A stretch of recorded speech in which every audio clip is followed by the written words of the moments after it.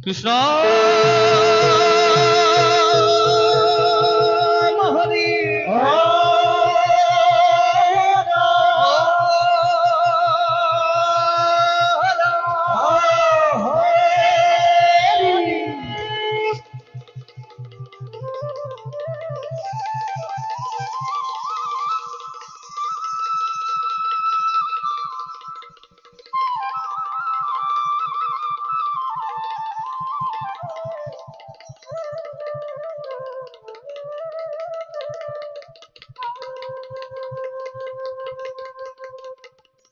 নমো সমস্ত নাম ভূতায় অনেক রূপ রূপায় প্রভু বিষ্ণুয়ে প্রবেশের গীত রাখিম ধুরা তাল এক তাল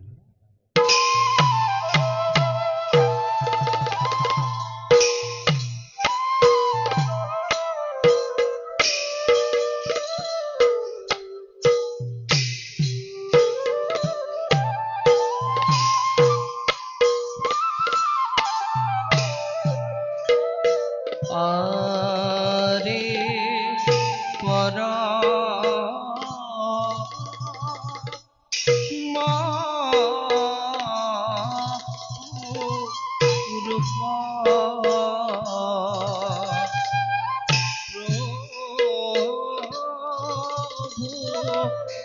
দিলা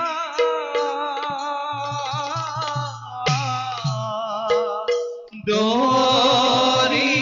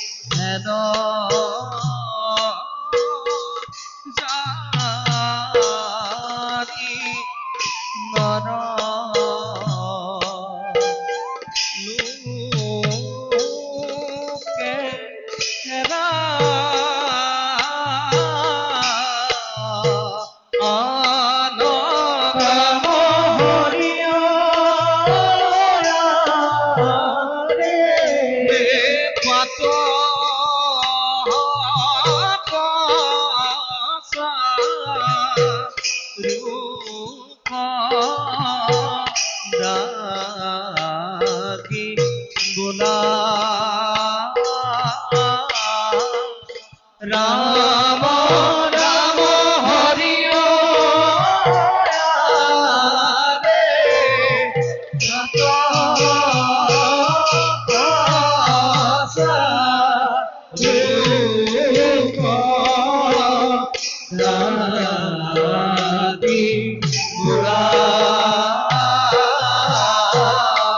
রাম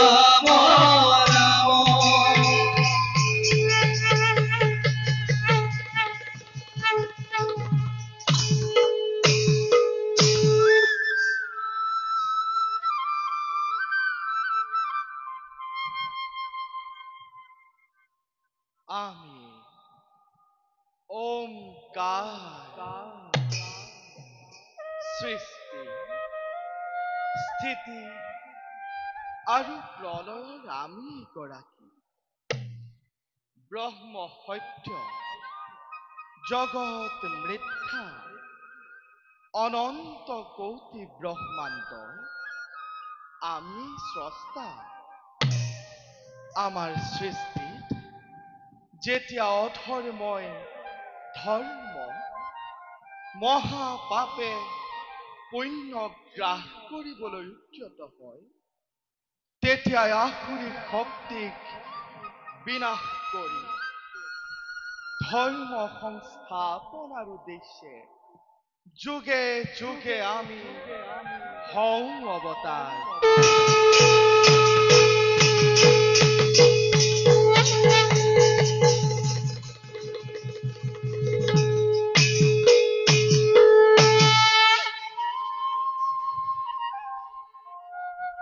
ধন্য ধন্য দীনদয়াল, তোমাৰ উদ্দেশ্য অতিকে মহান। 5 বছৰীয়া বালক ধ্ৰুৱ কুমাৰৰ অন্তৰত তুমি যি ভক্তিৰ বীজ ৰোপণ কৰিছা, এই ভক্তিৰ বৃক্ষ জুপি চিৰদিন জগতত অমৰ হৈ থাকিব। সুৰুচিৰ প্ৰলয়কাৰী হিংসা ধুমুহাই এই বৃক্ষ জুপিৰ ওপৰত ভীষণ আঘাত কৰিলেও ধ্ৰুৱৰ ভক্তি হিমালয়ৰ দৰে অচল অতল হৈ থাকিব। ভক্ত ধ্ৰুৱৰ একান্ত হৰি ভক্তি মোক বৰ অস্থিৰ কৰি তুলিছে। যাওঁ মই উদ্যান ৰাজ্যলৈ, বালক ধ্ৰুৱৰ লগত থাকি ভক্তক পৰীক্ষা কৰোঁগৈ। কৃষ্ণ হৰি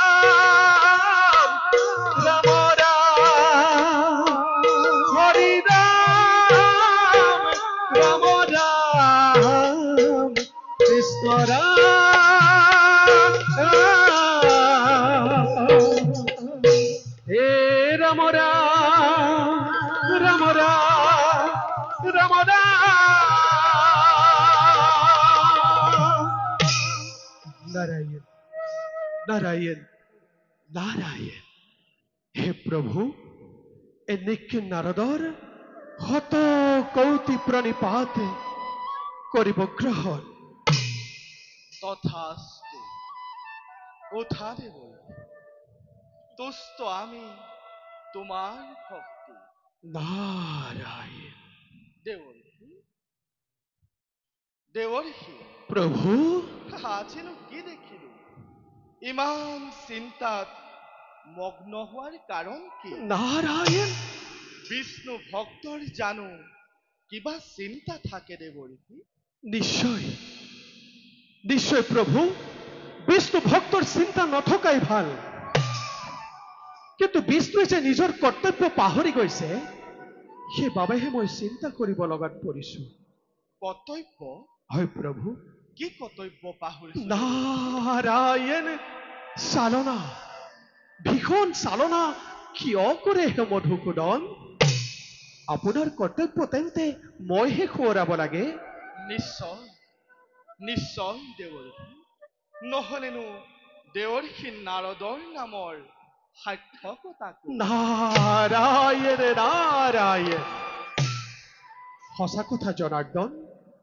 নাৰদ নাম লোৱাৰ বাবে মোৰ জীৱন ধন্য প্ৰভু নাভি পদ্মৰ কৰা ব্ৰহ্মাৰ সৃজন হল প্ৰজাপতিয়ে প্ৰজা সৃজন কৰিলে প্ৰজা যেনিবা তিনিও লোক উপচি পৰিল প্ৰজাপতিৰ কৰ্তব্য ইমানতে শেষ হবনে প্ৰভু এই সৃজিত প্ৰজাসকলৰ বাবে এটি সুগম পথ দি যাব নালাগিব জানে প্ৰভু দেৱৰ্ষি প্ৰভু যদি মই পথ দেখাব লাগে তেন্তে দেৱৰ্ষিয়ে ত্ৰিলোকত বীণ বজাই বজাই নাৰায়ণ শ্ৰীনাৰায়ণ কৰি ফুৰাৰ লাভ নাৰায়ণ নাৰায়ণ নিশ্চয় নিশ্চয় প্ৰভু জগতৰ ভক্তৰ এটি অপূৰ্ব নিদৰ্শনৰ নিশ্চয় প্ৰয়োজন এই নিদৰ্শনকে লৈ ভৱিষ্যতে মানৱ সমাজে যাতে সহজে মুক্তিৰ পথটি বিচাৰি উলিয়াব পাৰে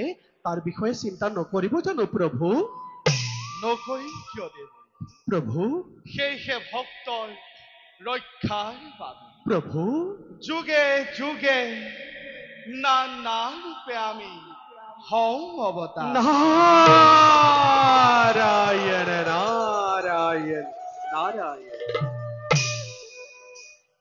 প্ৰভু দেৱৰ্ষি মনুপুত্ৰ প্ৰিয়ব্ৰতে নিবিড় অৰণ্যলৈ গ'লে হৰিৰ আৰাধনাৰ হেতু ৰজা হল উত্তানপাত অৰ্থাৎ প্ৰিয়ব্ৰতৰ ভাতৃ সাংসাৰিক মায়াজালত বান্ধ খাই আপোনাক জানো ভঞ্জনা কৰিব নোৱাৰি প্ৰভু দেৱৰ্ষি প্ৰভু ইয়াৰ বাবে এটি যোগ্য ব্যৱস্থা আপুনি কৰক নাৰায়ণ নাৰায়ণ উত্তান পাদৰ পত্নী সুনীতি বিষ্ণু ভক্তা প্ৰভু কিন্তু সুৰুচিৰ কুমন্ত্ৰণাত বিষ্ণু ভক্তা ৰজায়ো পাহৰি গৈছে নিজৰ প্ৰকৃত নাৰায়ণ আৰু আনহাতে দেৱৰ্ষিয়ে আহ বৈকুণ্ঠত নিশ্চিন্তে কাল কটাইছে আহ ই যে কি অদ্ভুত কথা হে দেৱৰ্ষি সঁচা কথা প্ৰভু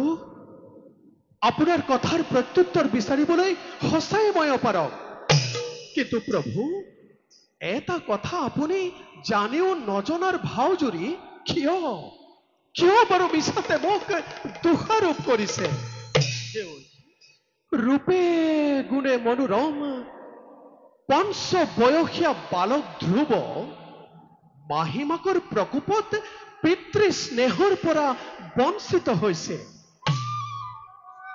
দেৱী সুনীতিৰ মনত ই এক মহান দুখ প্ৰভু মোৰ বোধে এই ধ্ৰুৱৰ দ্বাৰাই সৃষ্টিৰ কল্যাণৰ হেতু জগতৰ ভক্তৰ এটি অপূৰ্ব নিদৰ্শন ৰাখি যাব পাৰিলে ভাল নহব জানো প্ৰভু সেয়েহে কৈছো দেৱৰ্ষি প্ৰভু সকলোবোৰ কথা জানি হা আমাৰ পৰামৰ্শৰ বাবে বাট চাই থকাটো দেৱৰ্ষিৰ পক্ষে উচিত হৈছে জানো নাৰায়ণ নাৰায়ণ কিন্তু প্ৰভু এটা কথা মই সঁচাই চিন্তা কৰিব লগাত পৰিছো দেৱৰ্ষি ধ্ৰুৱ হৈছে পঞ্চবয়সীয়া বালক ইমান কম বয়সতে জানো হৰি পৰায়ণ হ'ব পাৰিব মোৰ হলে সন্দেহ হৈছে প্ৰভু দেৱৰ্ষি নাৰায়ণ তথাপিও প্ৰভু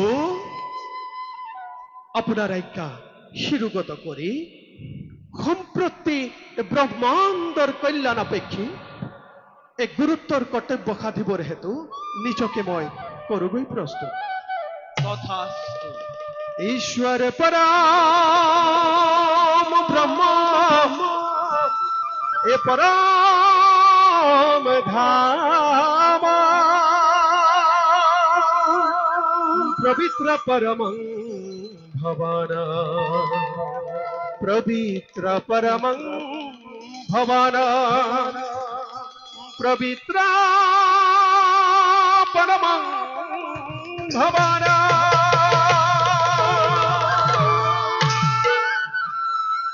বৈকুণ্ঠৰ ভৱনে এ দেখিলো নয়নে দেৱনাৰায়ণ হৰি এ প্ৰভুৰ আতুল চৰণতে এই সোণৰ নুপুৰ বাজে ৰুণু জুনু জুনু কৰি ৰুণু জুনু জুনু কৰি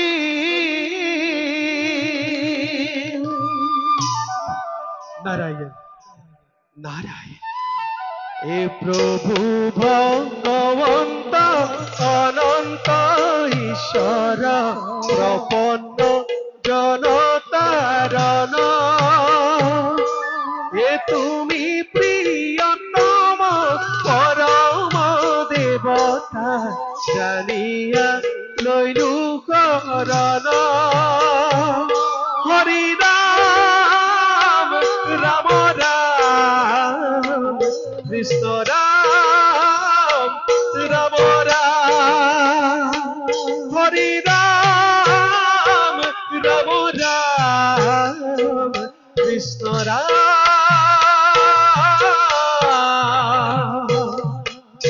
এ রাম রাম রাম রাম রাম রাম নারায়ণ নারায়ণ নারায়ণ আমিও চাও জগতৰ উদ্ধাৰৰ বাবে আৰু ভক্তৰ মংগলৰ বাবে ভক্তিৰ লীলা কৰোঁগৈ আৰম্ভ।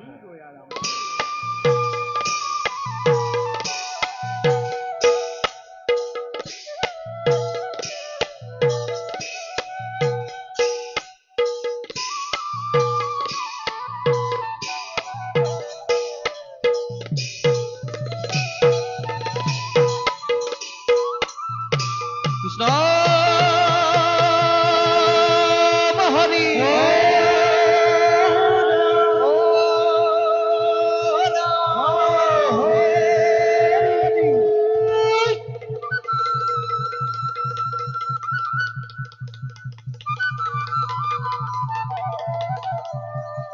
ওয়ারে প্রসভাত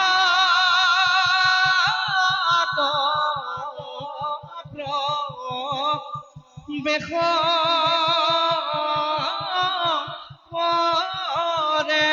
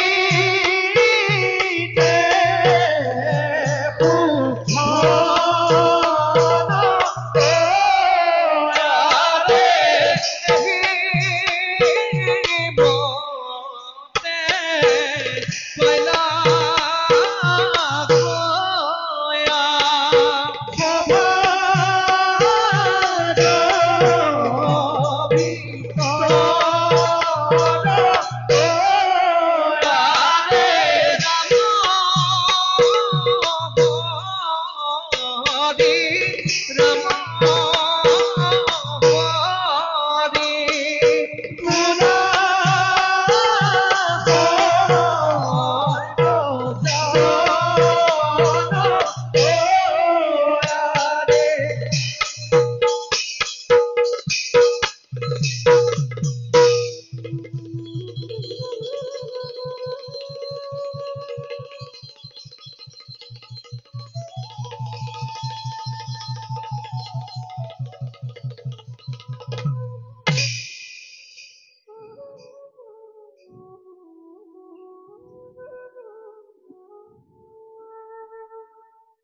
মুক্ত কণ্ঠে বোলা সকলে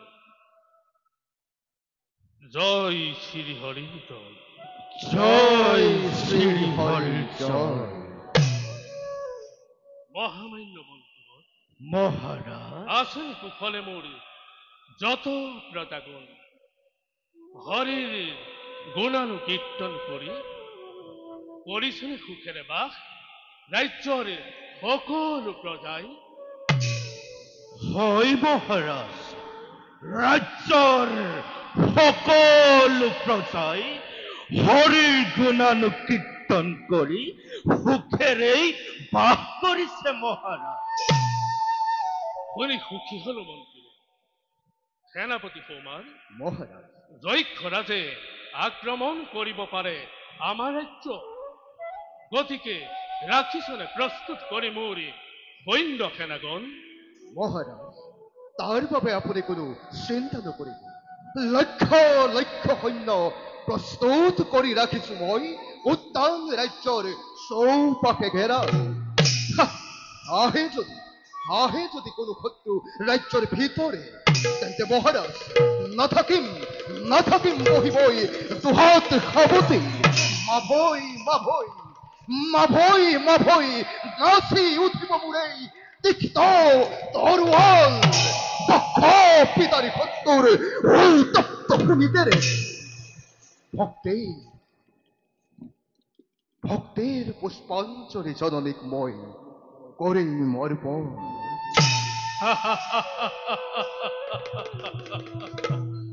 ধন্য ধন্য সেনাপতি কুমাৰ, মহাৰাজ, তুমি হেনে সুযোগ্য সেনাপতি মোর থাকুতে রাজ্যতে নাই আর মোর চিন্তার কারণ। বার মন্ত্রীবর মহারাজ আজিলৈ সভা ইমানতে ভঙ্গ করা হোক।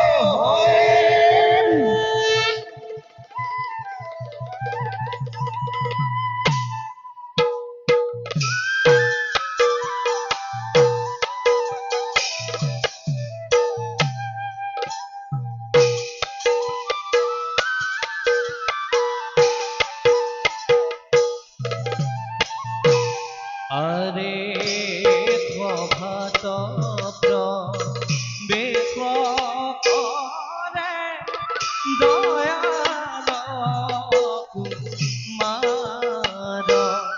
আরে ধীরে ধীরে চলি যাই, ধীরে ধীরে চলি যাই। দেখিতে মনয়ারে, দেখিতে মন।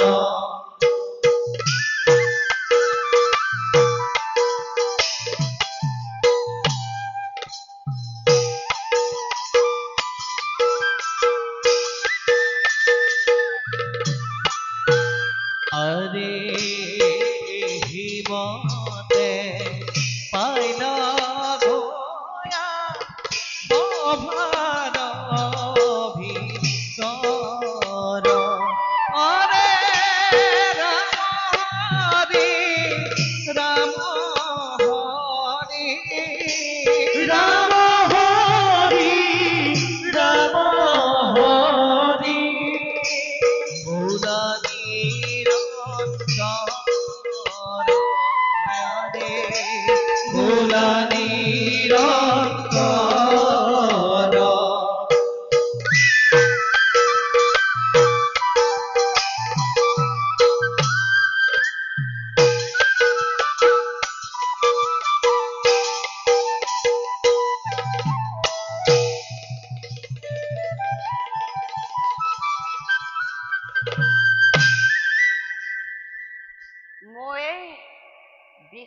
রূপী বালক রূপে দয়া ধ্রুবক পরীক্ষার হেতু পালসীময় উত্তান রাজ্য যাও যাও পলম নকৰি ধ্ৰুবক নিবে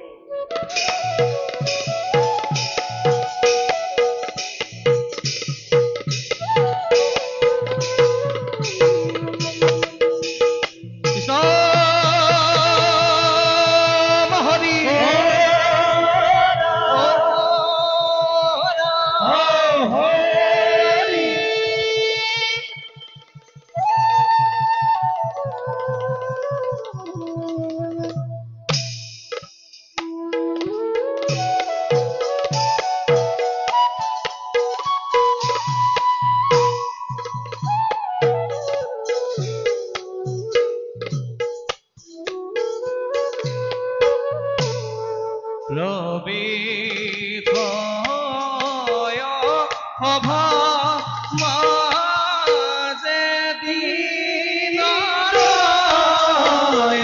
ৰাই আদি হৰি নাম ভাবি ভাবি ধীৰে চলি যায় আরে মহতে পাইলা গয়া সভারথি আরে রাম হরি রাম হরি ভোলা নিরন্তর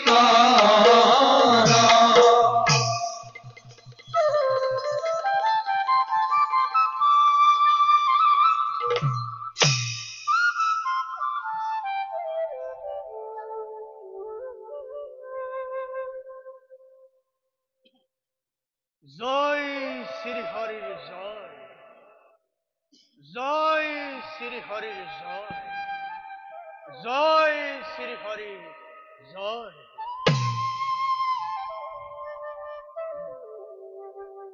যুগৰ বলেৰে জানিব পাৰিছো মই ধ্ৰুৱ কুমাৰে হৰিক কৰিছে আৰাধনা যাওঁ এই ক্ষেত্ৰত মই ধ্ৰুৱক কৰোগৈ সহায়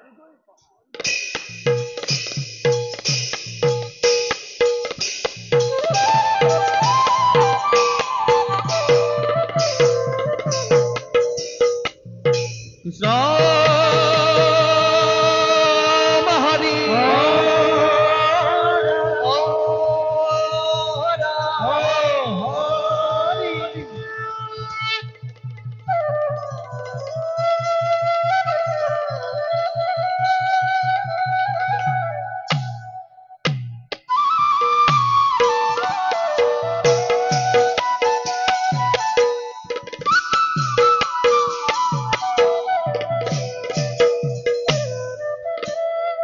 প্রভাত প্রবেশ করে ধ্রুব কুমার হরি নাম লয়া ধ্রুবয় আনন্দিত দয়ালে হরি নাম দয়ালু বৈষ্ণবিত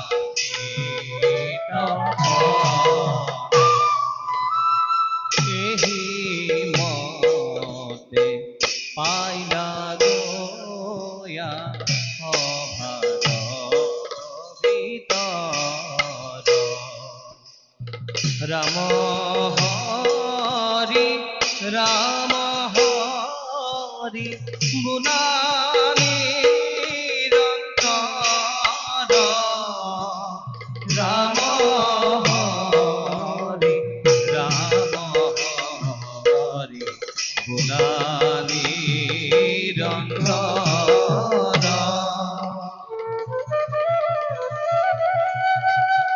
কৃষ্ণ হরি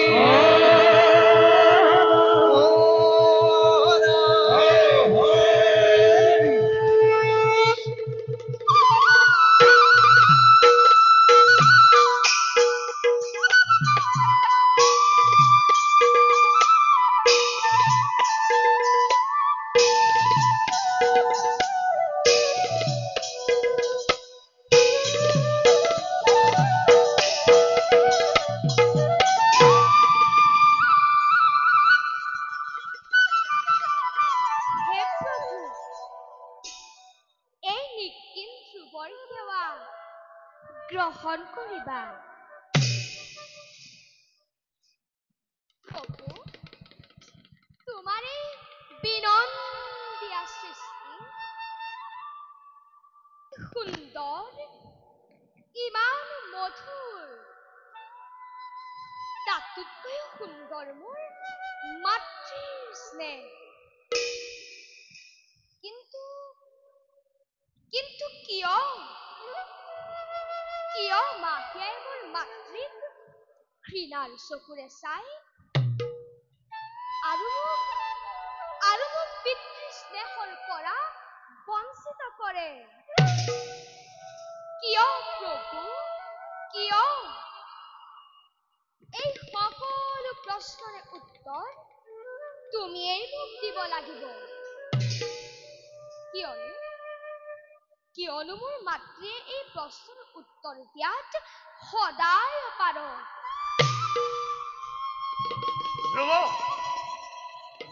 গুৰুদেৱ, দাসৰ সেৱা গ্ৰহণ কৰক গুৰুদেৱ। দীৰ্ঘজীৱী হোৱা ধ্ৰুৱ, উঠা। গুৰুদেৱ, ধ্ৰুৱ, মোক বাৰু আপুনি হৰিগীত গাবলৈ শিকাই দিবনে? হৰিগীত? হয় গুৰুদেৱ। হৰিগীত আকৌ তোমাক কিয় প্ৰয়োজন? নাজানো গুৰুদেৱ, কিয় মই শ্ৰীহৰিৰ গীত গাই বৰ ভাল পাওঁ। শয়নে সপোনে সকলো সময়তে কেৱল শ্ৰীহৰিৰ গীতকে গাই থাকিবলৈ মন যায় গুৰুদেৱ। বেশ, তোমাৰ শ্ৰীহৰি গীত ইমান ভাল লাগে যেতিয়া মই তোমাক সেই শ্ৰীহৰি গীতকে শিকাম। তুমি মোৰ লগত থাকি শ্ৰীহৰি গীত শিকিবা। নিশ্চয় শিকিম গুৰুদেৱ। আপুনি মোক শ্ৰীহৰি গীত শিকাই দিয়ক, মই একান্ত মনে গাই যাম। তেন্তে শুনা।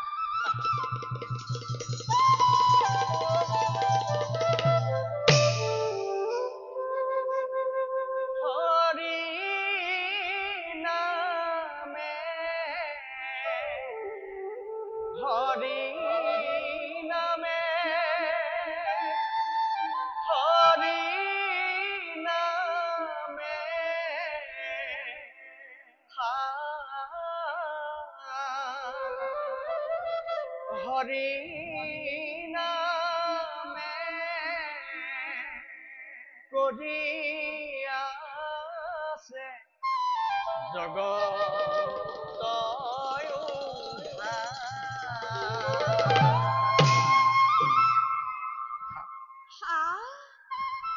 বৰ ভাল লাগিছে গুৰুদেৱ। আপুনি শিকোৱা গীতবিলাক মই প্ৰতিদিনে আহৰণ কৰি যাম গুৰুদেৱ। ধ্ৰুৱ, তোমাৰ লগতে মোক গীত শিকিবলৈ আৰু কিছুদিন তোমাৰ লগতে থাকিবলৈ দিবানে ধ্ৰুৱ? মোৰ লগত থাকি গীত শিকিবা? বৰ ভাল হ'ব। বৰ ভাল হ'ব। আমি গুৰুদেৱক প্ৰণাম জনাওঁ। প্ৰণাম গুৰুদেৱ। উঠা বাচাহঁত, মই তোমালোকৰ বক্তব্য শুনি বৰ সন্তোষিত হলো। বাৰু বাচা, গুৰুদেৱ। তোমাৰ নাম কি আৰু তুমি ক'ত বাস কৰা? গুৰুদেৱ, বাচা, মোক সকলোৱে দয়াল বুলিয়েই মাতে। এই সংসাৰত মোৰ ঠাই বাসস্থান নাই। বিদেশৰ বালকসকলে একান্ত মনে শ্ৰীহৰিৰ চৰণতে মতি স্থিৰ ৰাখে, সেই দেশতে মই কিছুদিন বাস কৰো। ধ্ৰুৱৰ মুখত হৰিগীত শুনি মই লৰি আহিছো তোমাৰ লগত কিছুদিন বাস কৰিম বুলি। তোমাৰ উদ্দেশ্য অতি প্ৰশংসনীয় দয়াল। ধ্ৰুৱ, আজি তোমাক লগ পাই মই বৰ আনন্দিত হৈছো। তুমি বাৰু মোৰ লগত সদায় থাকিবানে দয়াল? নিশ্চয় থাকিম ধ্ৰুৱ। দয়াল, এতিয়া আমি গুৰুদেৱৰ ওচৰত গীত শিকো আহা।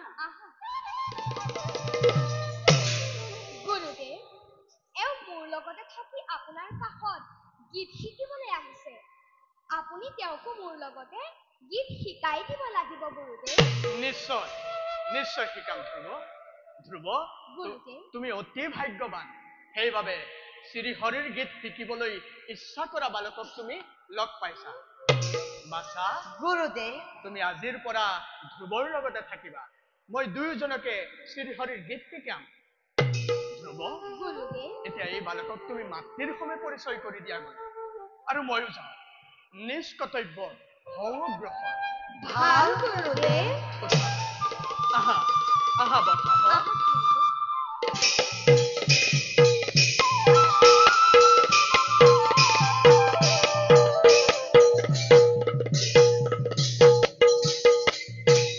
কৃষ্ণ হৰি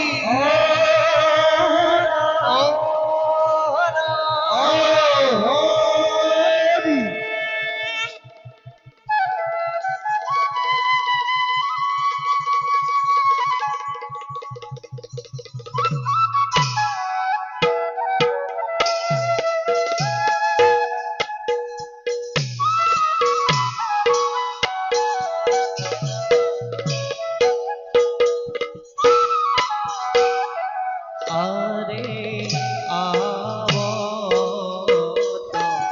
অভা মাঝে বিদুষী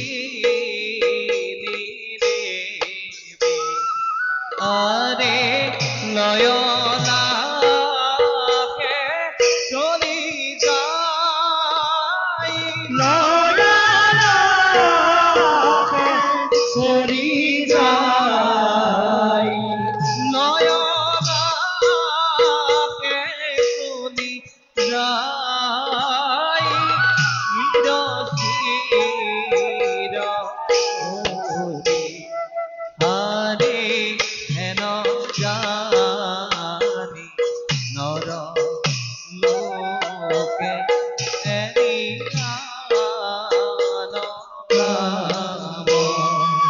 আরে নিরন্তরে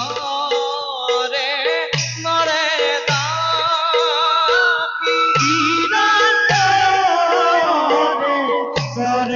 তাকি নিরন্তরে নরে তাকি ভোলা রাম রাম আরে নিরন্তরে নরে তাকি ভোলা রাম রাম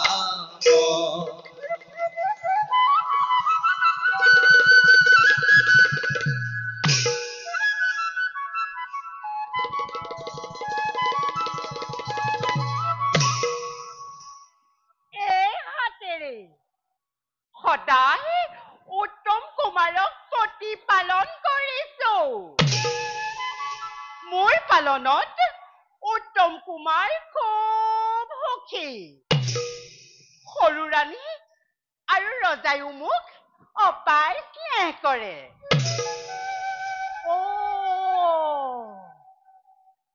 আজি কুমাৰ উত্তমৰ জন্মদিন কুমাৰৰ মংগলৰ কাৰণে যথাবিহিত দক্ষিণা কৰিব নালাগে আৰু ভাতৃ হিচাপে ময়ো সেই দক্ষিণা গ্ৰহণ কৰাটো উচিত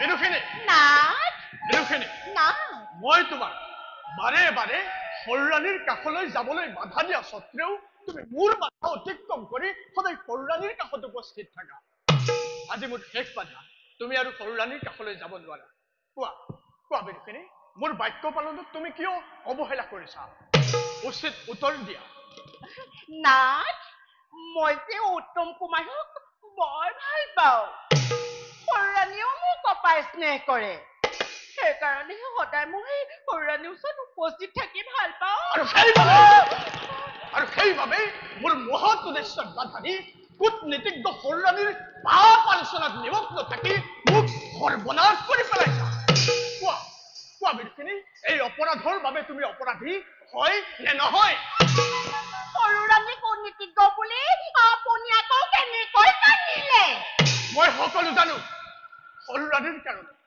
বৰ ৰাণী সুনীতি আৰু ভক্ত ধ্ৰুৱৰ কুমাৰ ৰজাৰ অৱহেলাৰ পাত্ৰী হৈ পৰিছে একে ৰজাৰ সন্তান উত্তম কুমাৰে পাইছে ৰজাৰ অনুগ্ৰহ আৰু ধ্ৰুৱ কুমাৰে পাইছে ৰজাৰ অনাদৰ এয়া কি অন্যায় নহয়? সেইবিলাক আপোনাৰ আলোচনাৰ বিষয় নহয়। এইবিলাক কথা যদি ৰজাৰ আগত প্ৰকাশ কৰোঁ, আপোনাক নিশ্চয় দোষী সাব্যস্ত কৰিব। তেতিয়া আপুনি কি কৰিব? তাৰ কাৰণে এই দীনদয়ালে ভয় নকৰে। আজি মোৰ শেষ কথা, তুমি আৰু সৰুৰাণীৰ কাষলৈ যাব নোৱাৰা। আপোনাৰ বাধা মানিবলৈ মই একেবাৰে অক্ষম।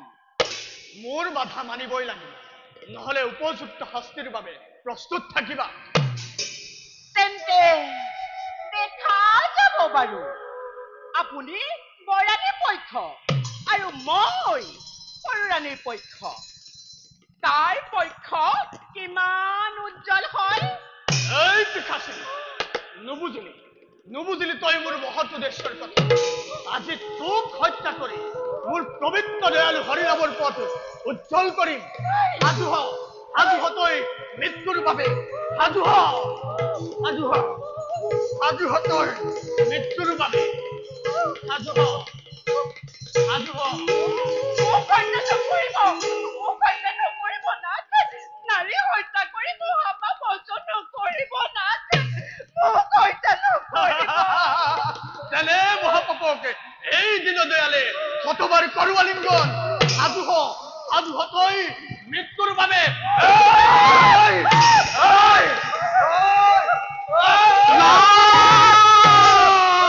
নাৰায়ণ নাৰায়ণ দীনদয়াল পবিত্ৰ হৰিভক্ত হৈ চান্দালৰ কামত কিয় আগবাঢ়িছা?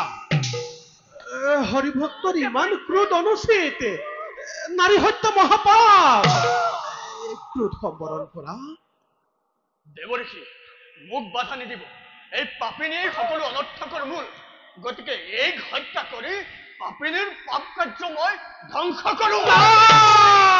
নাৰায়ণ বিদুষিনীক হত্যা কৰিলে তুমি মহাপাপত লিপ্ত হবা। তুমি হৰিনাম লৈ লৈ পুণ্য সঞ্চয় কৰিছা। সেই পুণ্যৰ বলতে এদিন তুমি বৈকুণ্ঠ ভৱনত স্থান পাবা। কিন্তু এনে পাপ কাম কৰিলে তুমি ঘোৰ নৰকত পৰিবা। আমি কিন্তু তোমাক নৰকগামী হবলৈ এৰি দিব নোৱাৰো।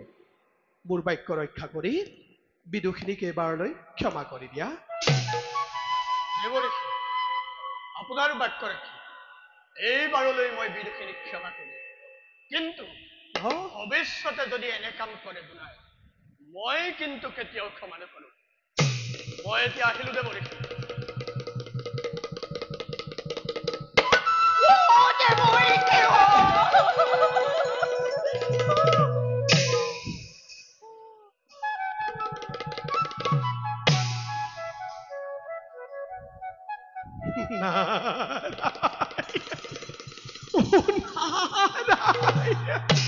এইবিলাক কথা উদ্ঘাটন কৰি ঘূৰি ফুৰাৰ বাবে মোক তুতকীয়া নাৰদ বোলে।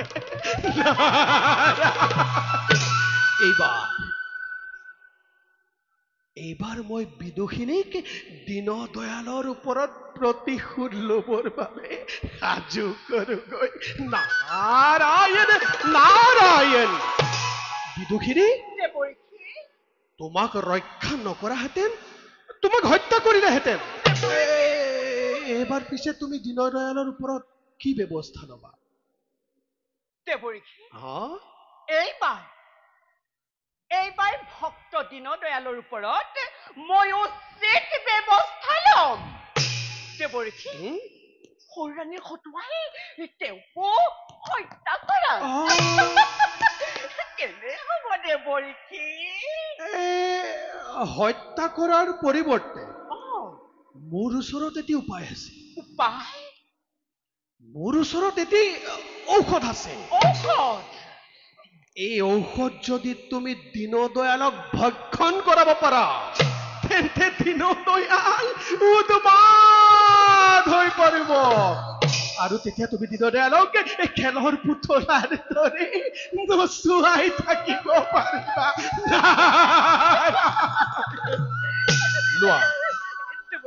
লোৱা বিদুষিনী, এয়া ঔষধ লোৱা।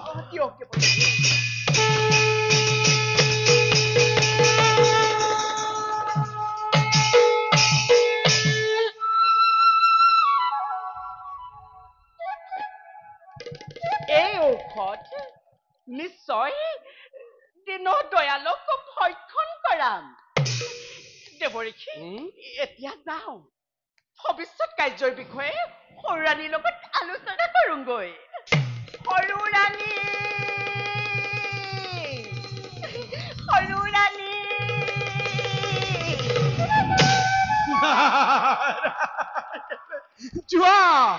যোৱা বিদুষিনী এই কালৰ ওপৰত জানো কোনোবাই বিজয় পায় ৰাখে হৰি মাৰে কোনে আৰু মাৰে হৰি ৰাখে কোনে নাৰায়ণ কৃষ্ণ হৰি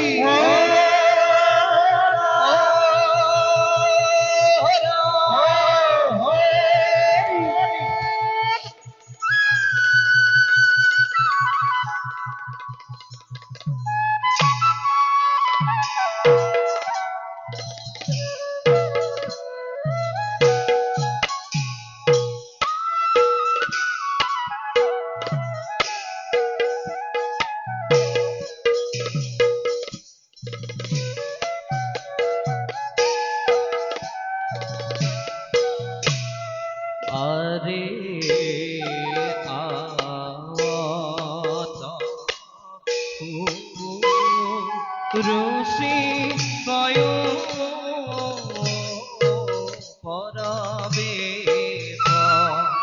আরে নয়নকে সরি আরে নয়নকে সরি আরে নয়নকে যাই দেখি দেখুবে আরে হেন জানি লোকে এরা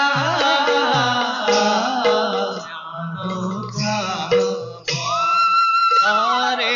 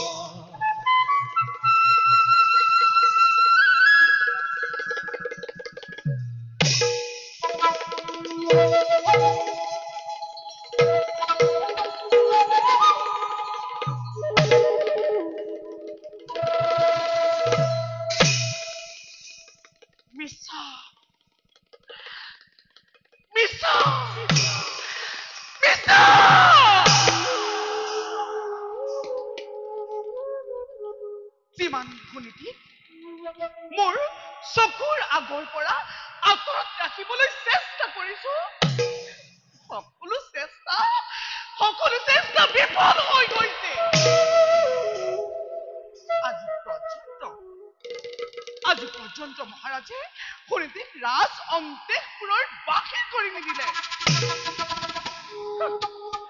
আজি দেখিম ৰজাই সুনীতিক ৰাজ্যৰ বাহিৰৰ স্থান দিয়ে নে নিদিয়ে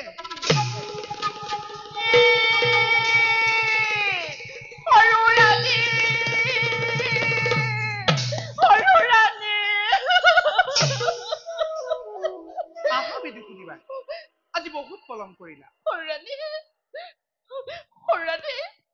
আজি যিহে সমস্যাত উপনীত হৈছিলো তোমাৰ লগত দেখা দেখি নহলহেঁতেনে দেৱৰীখি নাৰদেহে আহি প্ৰাণ ৰক্ষা কৰিলে কি সমস্যাৰ সন্মুখীন হৈছিলা বিদুষিনী বাই তোমাৰ কাষলৈ অহাৰ কাৰণে মোক হত্যা কৰিব খুজিছিল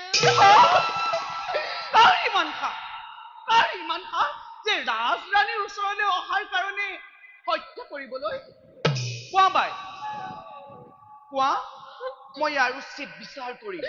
সৰুৰাণী, তোমাৰ পুত্ৰ উত্তম কুমাৰক লালন পালন কৰা বাবে ভক্ত দীনদয়ালে মোক হত্যা কৰিব খুজিছিল।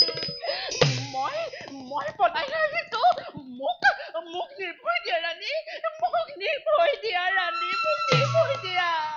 হয় নাই বিদুষিনী বাই, মই ৰজাৰ দ্বাৰা দীনদয়ালক উচিত শাস্তি দিম। এতিয়া যোৱা তুমি অন্তঃপুৰলৈ,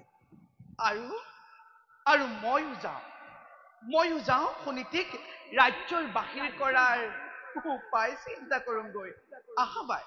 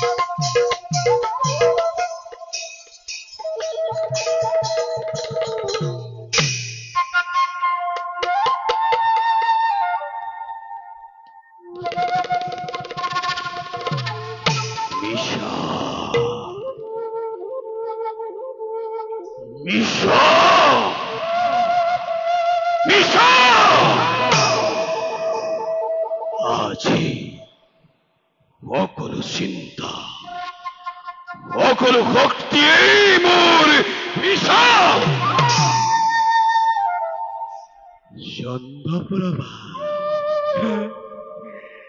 চন্দ্ৰপ্ৰভাৰ ৰূপত মুক্ত হৈ চন্দ্ৰপ্ৰভাৰ মধুৰ পৰশ আজি পৰ্যন্ত মই লাভ কৰিব পৰা নাই। আমাৰ সিংহ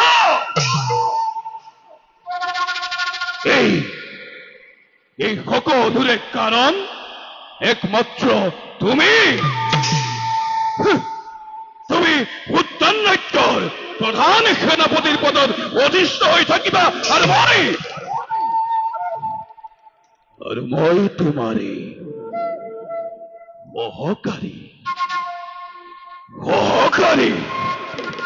সহকাৰী হৈ থাকিম।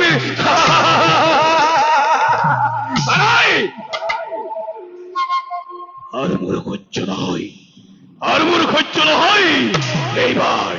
এইবাৰ তোমাকে বলে কিংবা বুদ্ধি কৌশলেৰে প্ৰধান সেনাপতি পদৰ পৰা পৰাচ্যুত কৰি মই হম এই উদ্যান ৰাজ্যৰ প্ৰধান সেনাপতি।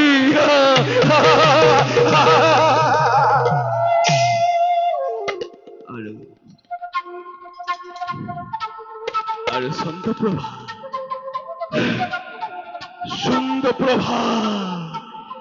চন্দ্ৰপ্ৰভা হ'ব মোৰ জীৱন সংগিনী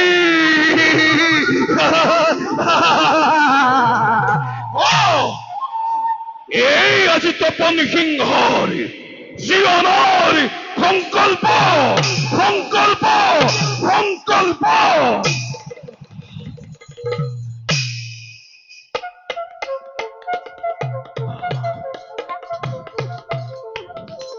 তপন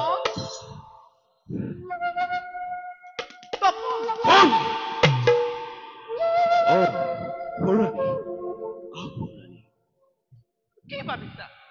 কি ভাবিছা অকলে অকলে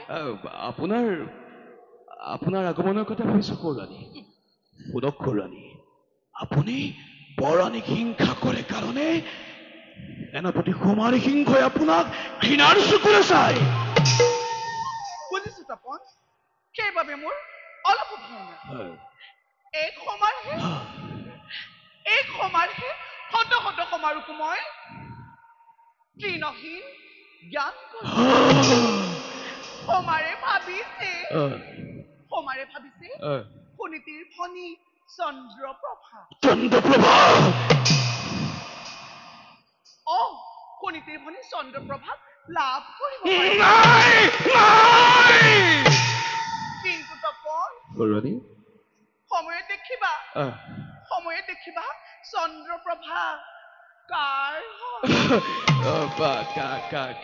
কাৰ কাৰ হ'ব সৌৰাণী তুমি যদি মোৰ দৰে প্ৰবল অগ্নি জাপ দিবলৈ ভয় নকৰা তেন্তে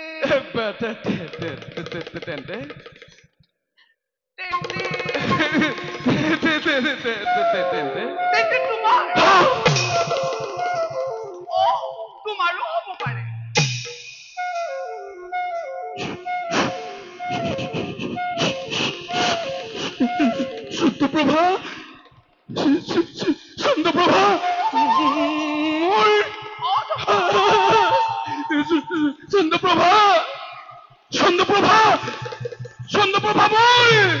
চন্দ্ৰপ্ৰভা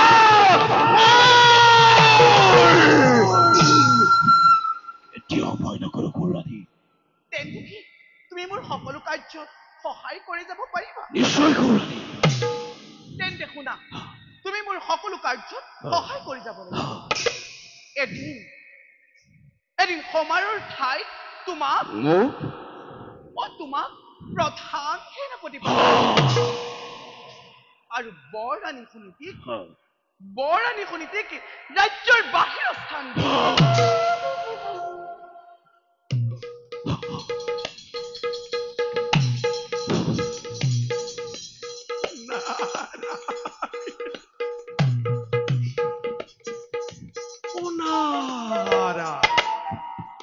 সৰু ৰাণী সুৰুচিৰ মতামতৰ সপক্ষে ময়ো আজি কিছু উত্তেজিত কৰি যাম বোধ হয় বৰাণীক ৰাজঅন্তপুৰৰ বাহিৰত স্থান দিয়াৰ বিৰাট আলোচনা চলিছে নাৰায়ণ সৰু ৰাণী সকলে আজি গভীৰ আলোচনাত মগ্ন আমি জানো তাৰ কিবা সম্ভেদ পাম সুনীতি ৰাণীৰ কুমন্ত্ৰণাতে ৰাজ্যৰ সকলোৱে মোক ঘৃণাৰ চকুৰে চায়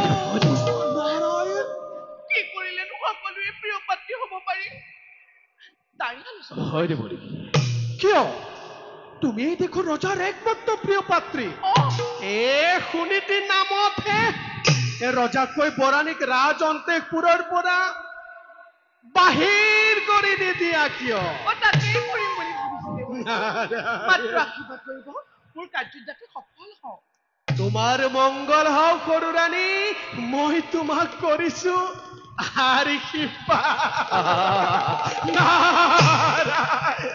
মই তেন্তে এতিয়া আহিলোহে মহাৰাণী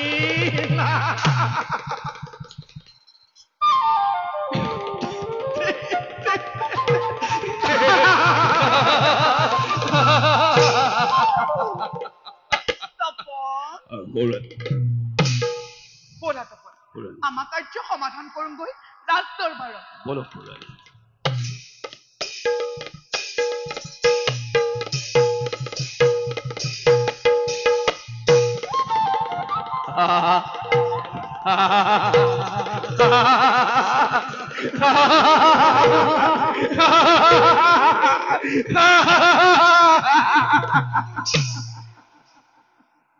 এই বিশাল উত্তান ৰাজ্যৰ প্ৰধান সেনাপতি হ'ব কোন? তপন সিংহ। তপন সিংহ, এইবাৰ তুমি হুয়া সাবধান। নক্ষত্ৰৰ শিকলি পিন্ধি বহুদিন মই কৰিলো সহ্য, আৰু কিন্তু নহবতো নাই। এইবাৰ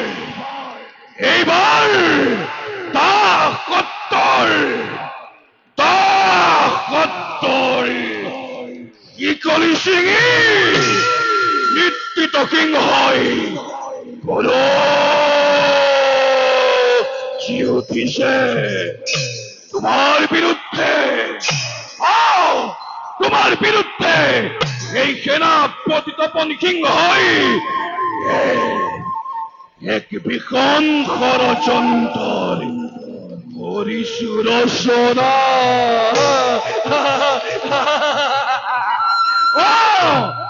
এক ভীষণ ষড়যন্ত্র করিছো রচনা।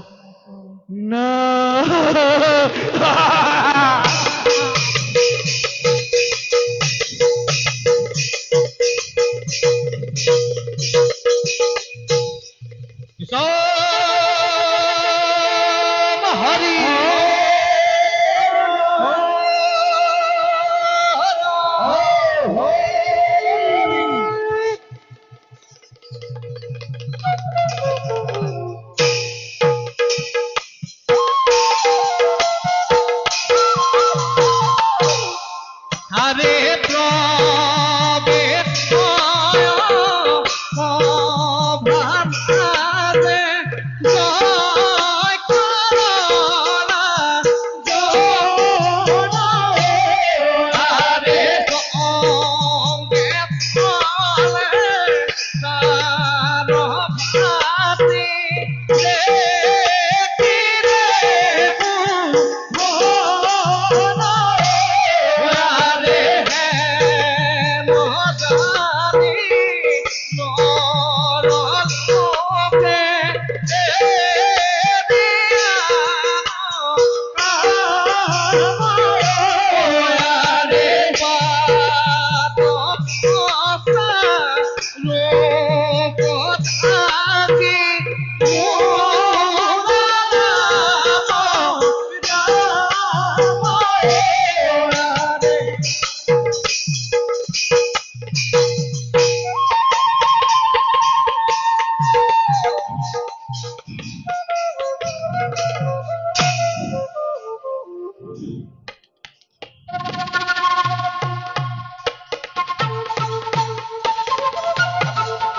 বীরভদ্রে রম্ভকর চাকর সন্তানমে জগতে বিধিয়ে স্বর্গ মর্ত্য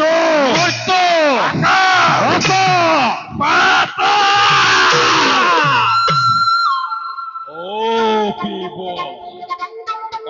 পিব লাগিছে আজি আমারে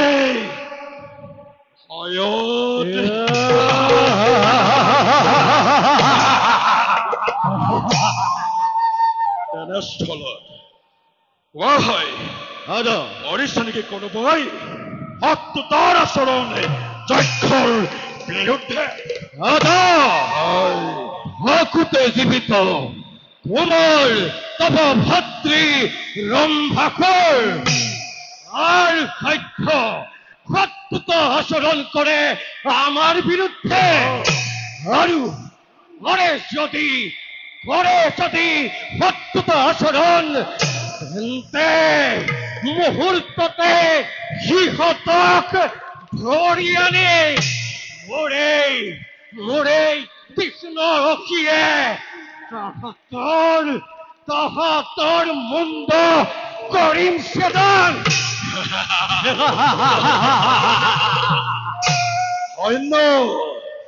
ধন্য ভক্তিবোৰ ৰম্ভাসুৰ। তোমাৰ ওপৰত মোৰ অটল বিশ্বাস। কিন্তু বলে ৰলা কিয় দাদা? শুনা ভাই, সৃষ্টিকৰ্তাৰ শ্ৰেষ্ঠ দান সেই অমৰাৱতীপুৰত দেৱতা সমাজে দেৱতা এই দেৱতা সমাজে এই দক্ষ সমাজকে পদে পদে কৰে তিৰস্কাৰ। এয়ে হয় কৰিব লাগিব আমি উচিত প্ৰতিকাৰ। মোৰো আছে এটি উচ্চ অভিলাষ। স্বৰ্গ ৰাজ্য কৰি আক্ৰমণ, দেৱ শূন্য কৰি অমৰাৱতীপুৰত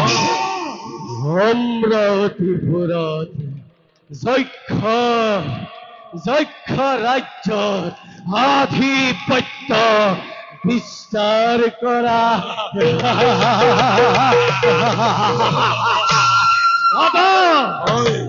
মাথো কৰা দে স্বৰ্গ ৰাজ্য কৰি আক্ৰমণ, দেৱ সৈন্য কৰো অমৰাৱতীপুৰে। ভাই অতি শীঘ্ৰে স্বৰ্গ ৰাজ্য কৰিম আক্ৰমণ। স্বৰ্গ ৰাজ্য কৰিম আক্ৰমণ। এই দেৱতা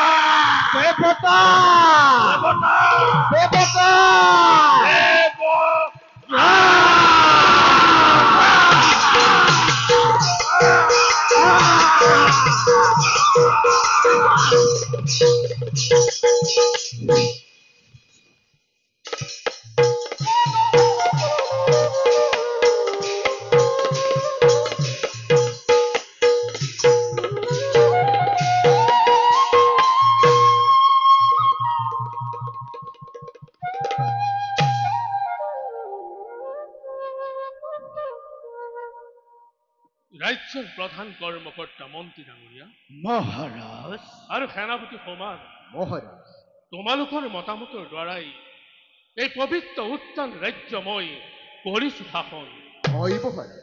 আৰু কওকচোন মন্ত্ৰীবৰ, মহাৰাজ সকলো বিলাক কাম সুশৃংখলাবদ্ধভাৱে হৈছেনে?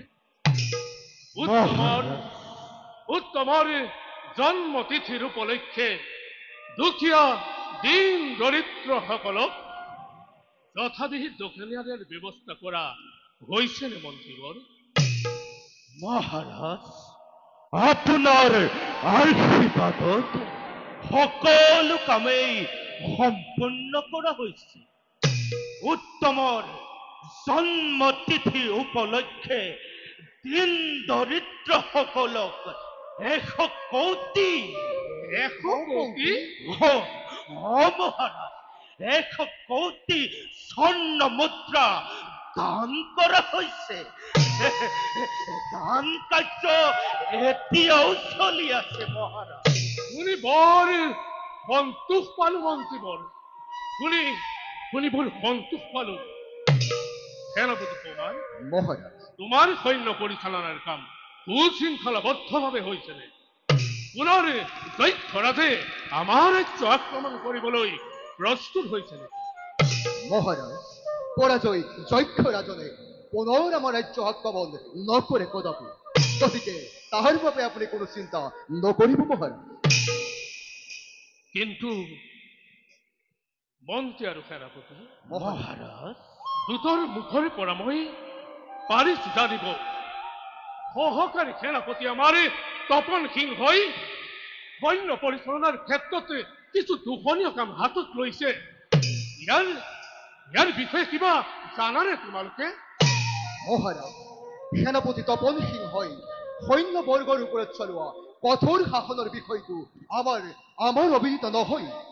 সেয়েহে মহাৰাজ, সেনাপতি তপন সিংহ আৰু সৈন্যবৰ্গৰ মাজত মনোমালিন্য গুচাবলৈ আমি অশেষ চেষ্টা চলাইছো মহাৰাজ। বেশ সুন্দৰ। এইদৰেই সৰু সৰু বিভাগবিলাক নিজৰ মাজত সমাধা কৰি সৈন্য শিবিৰত সদায় মংগল সাধন কৰিবা। কোনে মহাৰাজ সৈন্য শিবিৰৰ মংগল সাধন কৰিব? সেনাপতি কুমাৰ নে তপন সিংহই? আপুনি যাৰ ওপৰত প্ৰধান সৈন্যৰ নিয়ন্ত্ৰণৰ ভাৰ কৰিছে অৰ্পণ, ভাবিছে নেকি মহাৰাজ তেওঁৰ দ্বাৰাই সেই কাৰ্য সম্পন্ন হ'ব? তপন, এয়া তোমাৰ কেনে ব্যৱহাৰ? মহাৰাজৰ বিনা অনুমতিত উপস্থিত হৈ কি দুখত তুমি মোক দোষাৰোপ কৰিছা? তোমাক দোষাৰোপ কৰাৰ মোৰ কোনো অধিকাৰ নাই। মাত্ৰ অধিকাৰ আছে সহকাৰী সেনাপতি হিচাপে ভৱিষ্যত উত্তৰ ৰাজ্যৰ বিষয়ে মহাৰাজক অৱগত কৰাৰ। উত্তান ৰাজ্যৰ ভৱিষ্যত ভাগ্যফল তুমি গণনা কৰিবা? কুমাৰ, তুমি কি জগতৰ হত্যাকৰ্তা নেকি তপন? যে ভৱিষ্যত উত্তান ৰাজ্যৰ ভাগ্যফল গণনা কৰি মহাৰাজক সুখী কৰিবা? ৰবা কুমাৰ, কোৱা তপন সিংহ, মহাৰাজ কি হ'ব ভৱিষ্যত ভাগ্য চক্ৰই উত্তান ৰাজ্যৰ? এই কুমাৰ সিংহই ৰাজ্যৰ অমংগলৰ কাৰণে যি ষড়যন্ত্ৰ কৰিছে ঘোষণা, সেই কথা মই ভালদৰে জানো।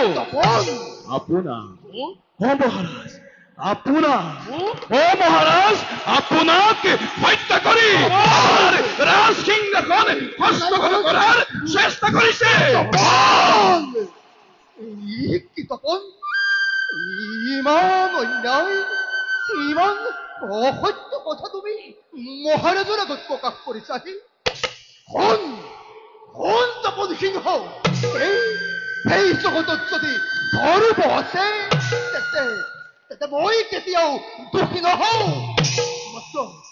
মাত্ৰ মনতে ৰাখিবি, পাপী তপন সিংহই মিছা প্ৰতাৰণাৰ পাপত চিৰদিন বাস কৰিব লাগিব নৰক যন্ত্ৰণাত। মহাৰাজ কৰিছে নেকি বিশ্বাস?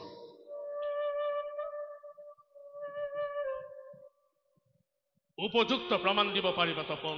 পাৰিম মহাৰাজ, পাৰিম মহাৰাজ, নিশ্চয় পাৰিম।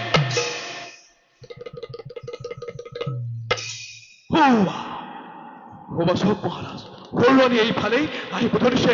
তেওঁ সুধিলেই সকলো গম পাব।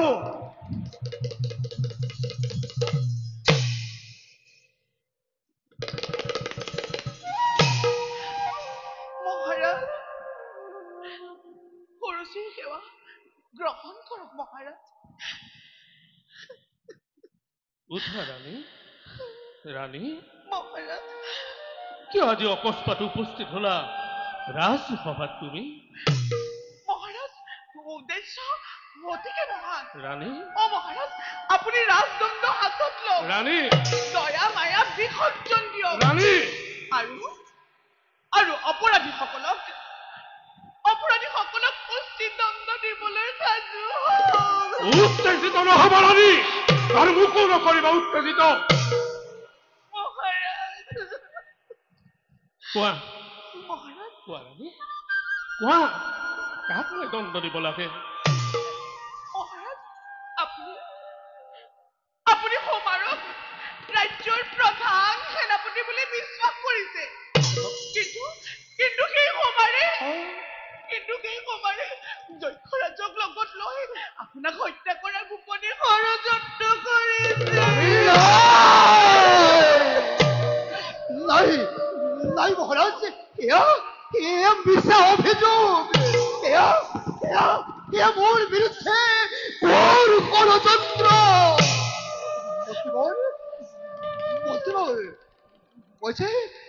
মই যে আজি বৰ অধৈৰ্য হৈ পৰিছো মন্ত্ৰীবৰ,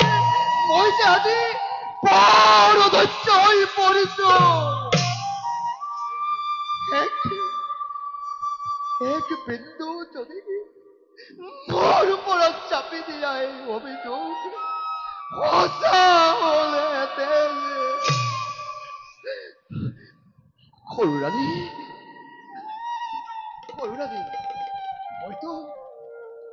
মইতো আপোনাক মাতৃপদ জ্ঞান কৰোঁ।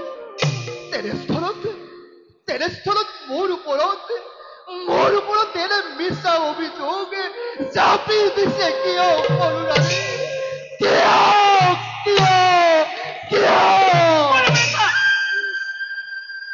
মনে মনে থাক কুমাৰ, তোৰ বক্তব্যৰ নাই প্ৰয়োজন। বিশ্বাসঘাতক কুমাৰ সিংহ!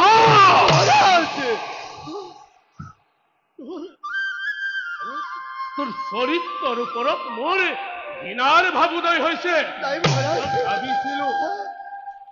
ভাবিছিলো তোৰ ওপৰতেই মোৰ সকলো আশা ভৰসা, কিন্তু আজি প্ৰত্যক্ষ দেখা পালো তোৰ ওপৰতে কিমান অভিযোগ।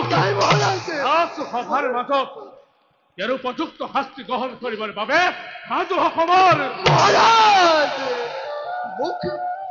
মোক শাস্তি দিয়াৰ আগত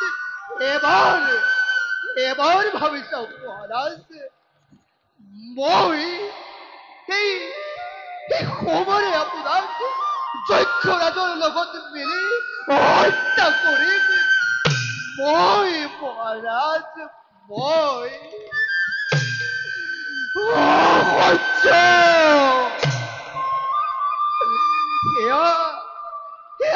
সেয়া মোৰ বিৰুদ্ধে ঘোৰ ষড়যন্ত্ৰ। মহাৰাজ, মই আপোনাৰ চৰণত ধৰিছো মহাৰাজ, মোক শাস্তি দিয়াৰ আগত এবাৰ ভাবি চাওক মহাৰাজ, এই অভিযোগকাৰীৰ অভিযোগ সত্য নে অসত্য? কোনো প্ৰয়োজন নাই, কোনো প্ৰয়োজন নাই। কোন সময় আজি মই তোক প্ৰধান সেনাপতি পদৰ পৰা পদচ্যুত কৰি সহকাৰী সেনাপতি পদত কৰিলো নিয়োগ। আজি সংখ্যাই উত্তান ৰাজ্যৰ প্ৰধান সেনাপতি হব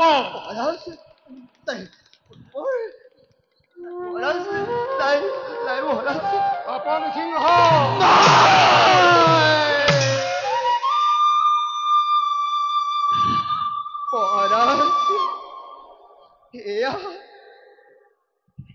এয়া আপুনি কি কৰিলে মহাৰাজ?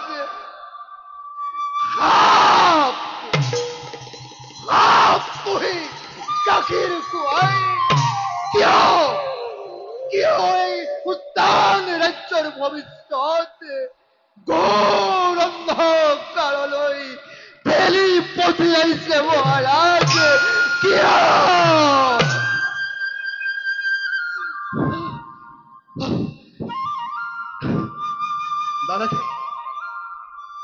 নালাগে মহাৰাজ, মোক সহকাৰী সেনাধ্যক্ষৰ পদ নালাগে। যি সোমবাৰে দিনে নিশাই কেৱল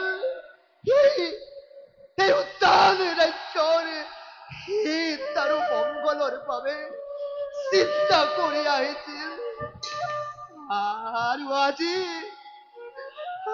আজি সেই সোমবাৰকেই অন্যায়ভাৱে অসত্য কথাৰে প্ৰধান সেনাপতি পদৰ পৰা পদচ্যুত কৰিলে। ইয়াৰ পৰিণাম অতি ভয়ংকৰ হৈ উঠিব। মনত ৰাখিব মহাৰাজ, ধৰ্মৰ সদায় জয়। মহাৰাজ, ধৰ্মৰ সদায় জয় জয় জয়।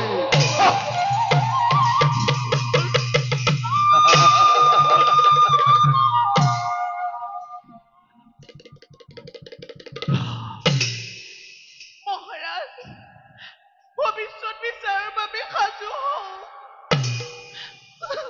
ভৱিষ্যতে মহাৰাজ, ভৱিষ্যতে আকৌ কিহৰ বিচাৰ ৰাণী? মহাৰাজ, পুনিতি ৰাণীৰ কুমন্ত্ৰণাতে ৰাজ্যৰ সকলোৱে মোক ঘৃণাৰ চকুৰে চায়। সেয়েহে মহাৰাজ, আপুনি সুনীতি ৰাণীক ৰাজ্যৰ বাহিৰত স্থান দিব লাগে।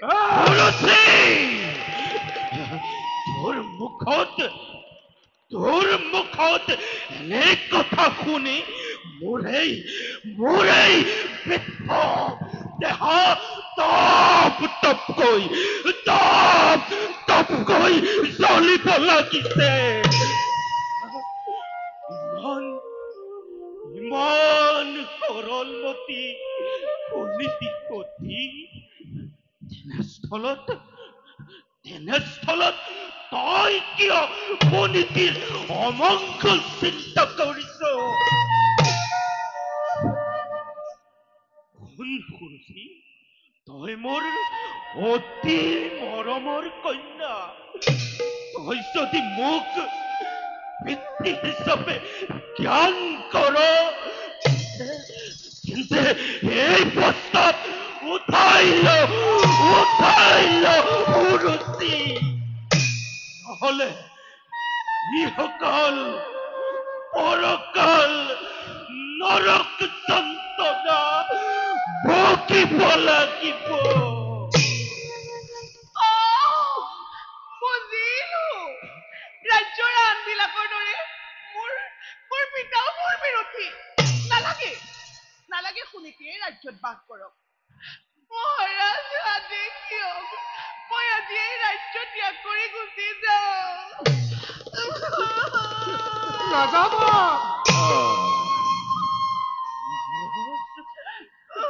নাযাবা ৰাণী, অপেক্ষা কৰা। তোমাৰ ইচ্ছাই পূৰ্ণ কৰিম। তোমাৰ ইচ্ছাই পূৰ্ণ কৰিম।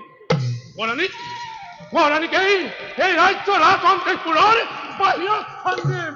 মহাৰাজ, মই আৰু আপোনাক চুক্তি দিবলৈ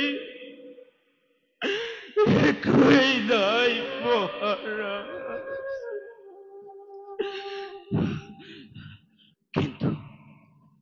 কিন্তু মনত ৰাখিব মহাৰাজ, সেনাপতিক পদচ্যুত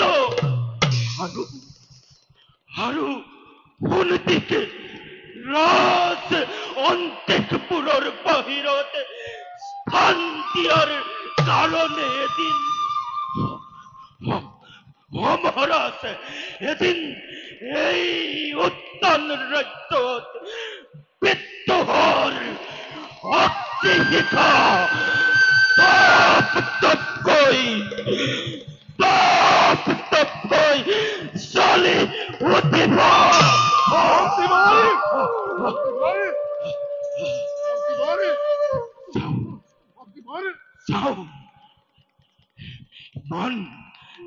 ইমান অন্যায় পিছৰত মই আৰু এখন্তেকো নাথাকো মহাৰাজ। মই আৰু এখন্তেকো নাথাকো। মই আহিলো মহাৰাজ। মই আহিলো মহাৰাজ। মই আহিলো।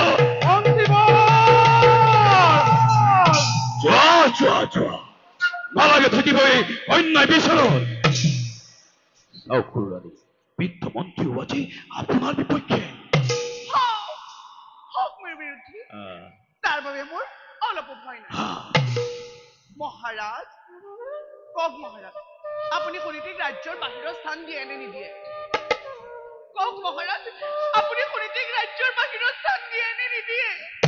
কওক মহাৰাজ, আপুনি সুনীতিক ৰাজ্যৰ বাহিৰৰ স্থান দিয়ে নে নিদিয়ে? নিশ্চয় বাহিৰ কৰি দিম। যোৱা এতিয়া। ময়ো যাওঁ তাৰ এটা ব্যৱস্থা কৰোগৈ।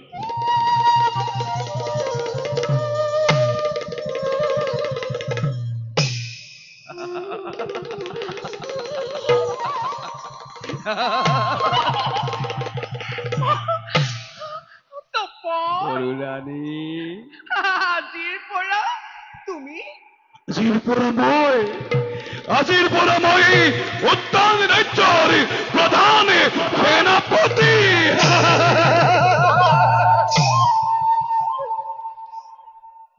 আপুনি আৰু মই অ', আৰু মই মই উত্তানি ৰাজ্যৰ ৰাজশ্ৰী ৰাজশ্ৰী ব'লা তপন বলো